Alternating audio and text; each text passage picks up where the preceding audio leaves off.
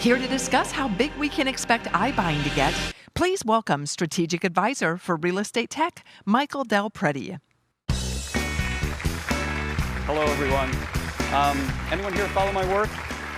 Awesome. The one person in the red. Awesome. Great. So for those that don't know me, I'll start out with an intro. My name is Mike. I'm kind of an independent real estate tech advisor. Originally, I'm a tech entrepreneur. Did that here in the States for a while. And then I spent 4 years in New Zealand. So I worked at the largest real estate listing portal there, heading up strategy. It was a lot of fun. That was my intro to real estate tech.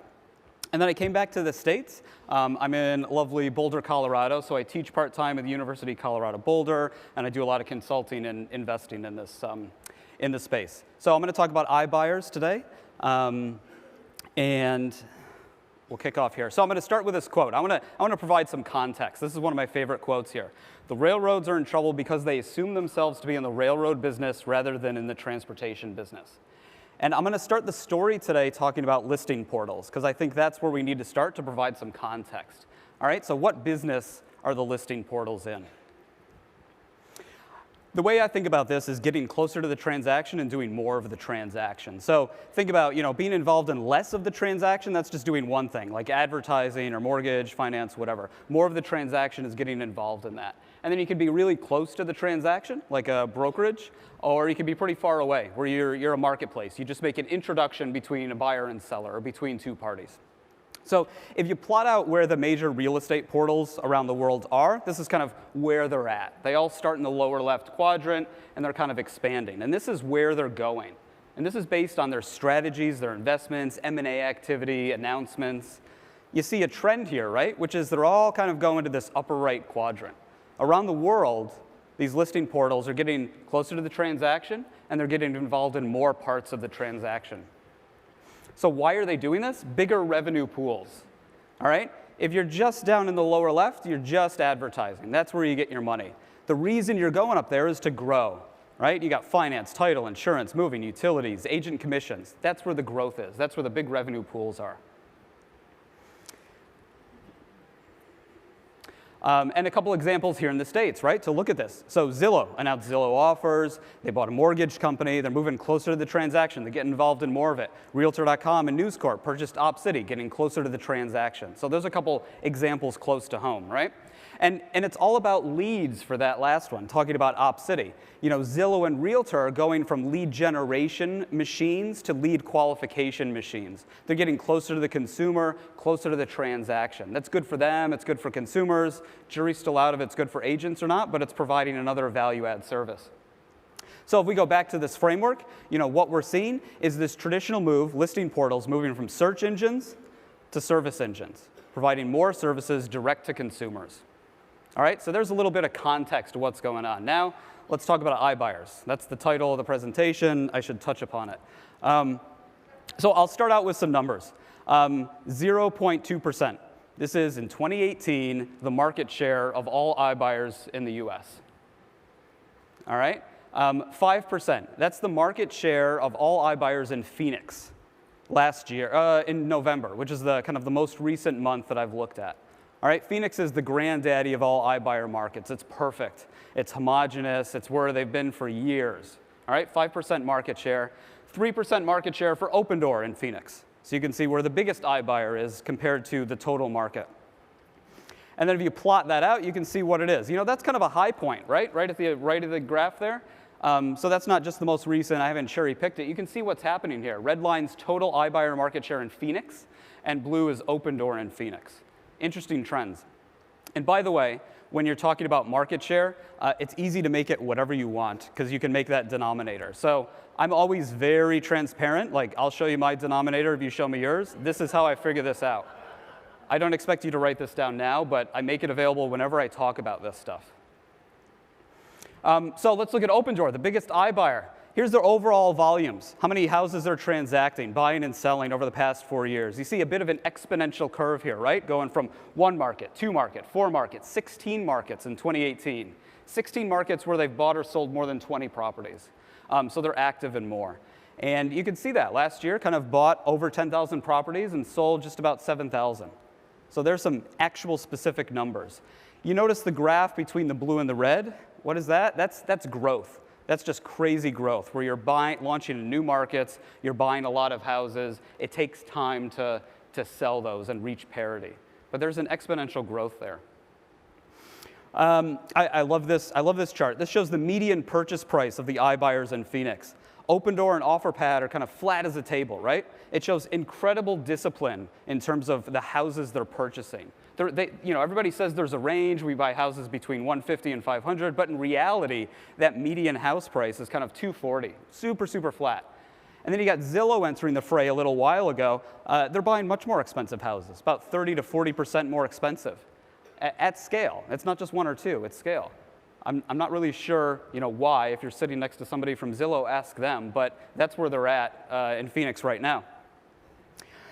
And then price appreciation. So price appreciation is the difference between what an iBuyer purchases a house for and then sells it for, all right?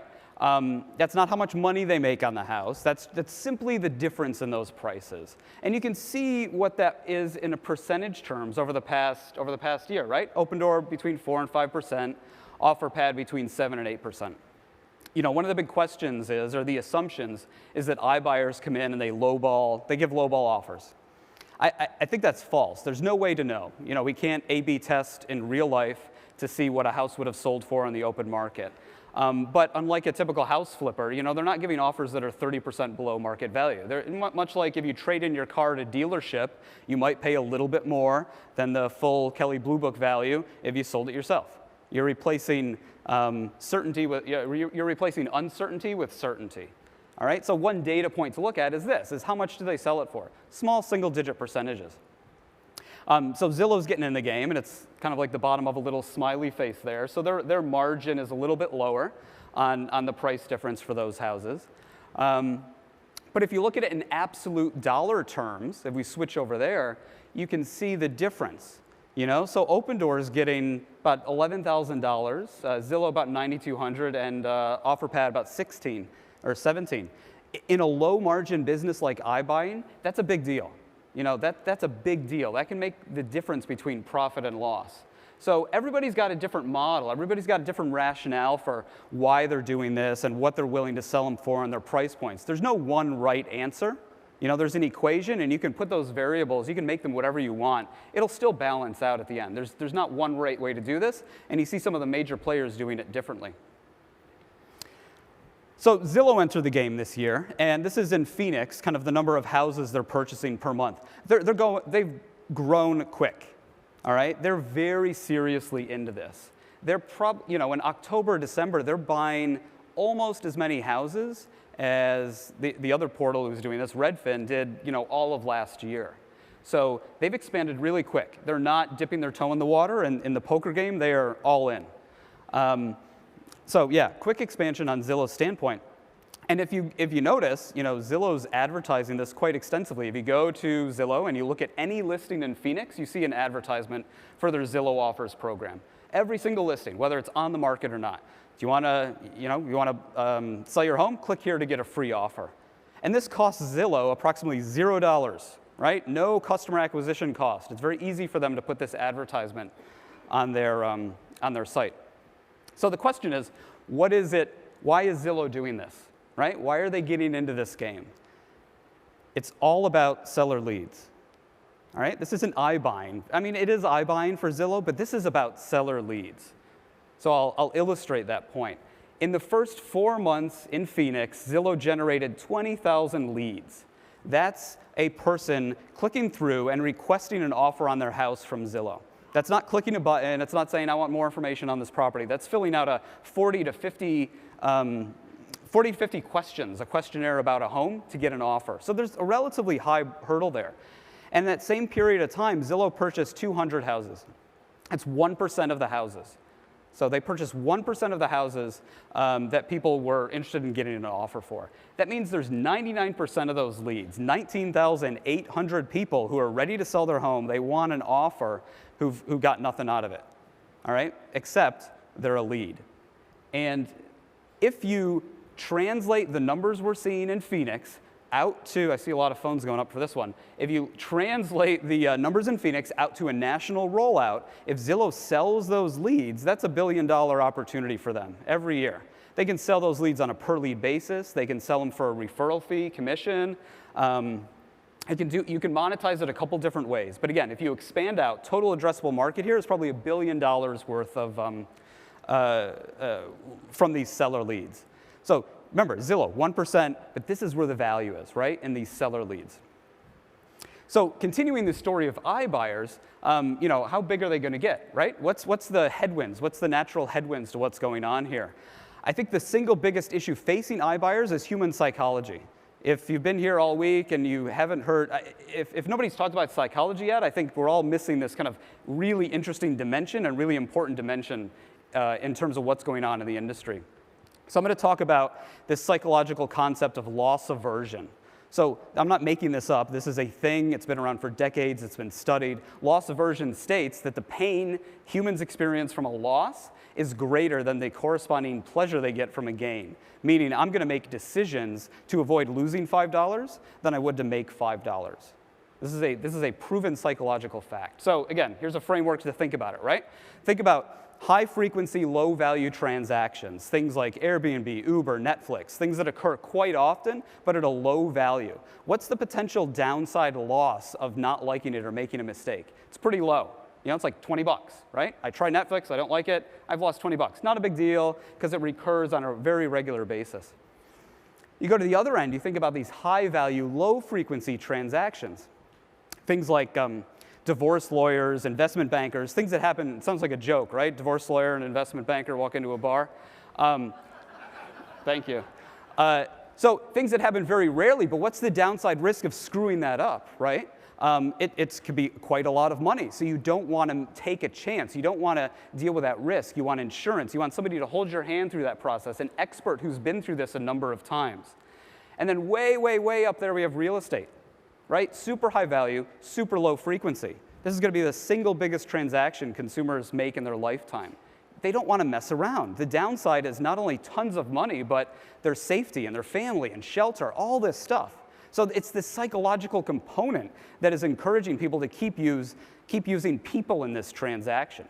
And I think an interesting way to look at that is, well, before I get there, so easy to disrupt in the lower left, in the upper right, much harder to disrupt. All right? So anybody says, we're going to get to this place in real estate where you can kind of buy a house with a click of a button, I think they're mistaken. They're looking at this very one-dimensionally. They're not thinking about psychology, which is really important. All right, so another way to look at the importance of people is to look at the tech staff breakdowns of some of the biggest new disruptors in this space. Companies like Purplebricks, Redfin, Duproprio in Canada. These are 40, 50, 60,000 transactions a year. Only about 10% of their staff is technical. The other 80, 90% is all customer facing. They're dealing with customers. You can't automate this with technology. You got to still deal with customers. And then you got Compass at 3%. They often talk about themselves as a tech company and they're valued as a tech company, but really, if you look at that, are they? All right, so wrapping this whole kind of learning period up, there's a lot of change going on in the industry. I want to talk about who wins. All right? What are the qualities for a winning combination here?